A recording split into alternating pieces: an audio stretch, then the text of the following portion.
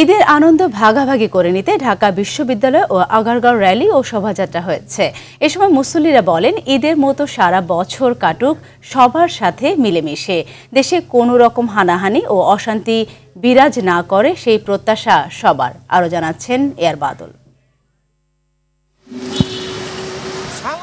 ঢাকা বিশ্ববিদ্যালয়ে ঈদ জামাত শেষে শোভাযাত্রায় অংশ নেয় উপাচার্য, উপ-উপাচার্য, প্রক্টর, শিক্ষক, শিক্ষার্থী ও কর্মচারীরা। শোভাযাত্রাটি টিএসসি ঘুরে কলা ভবনের সামনে গিয়ে শেষ হয়। শোভাযাত্রার আগে বক্তব্য দেন ভিসি। তুলনামূলকভাবে আমরা ভয়হীন পরিবেশে এখন একসাথে হতে পেরেছি।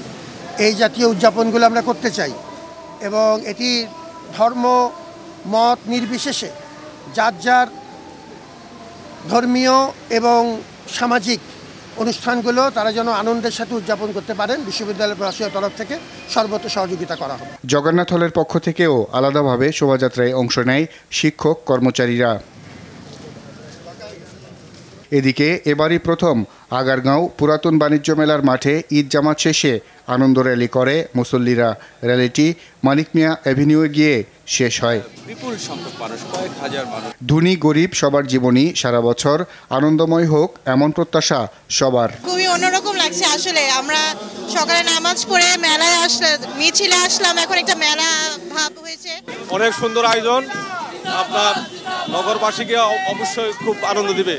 আমি এর আগে কখনোই যাইনি ঈদে নামাজ পড়তে, তো এইবার এটা শুনে আসলাম, ভালো লাগতেছে। এ আর বাদল, RTV, ঢাকা।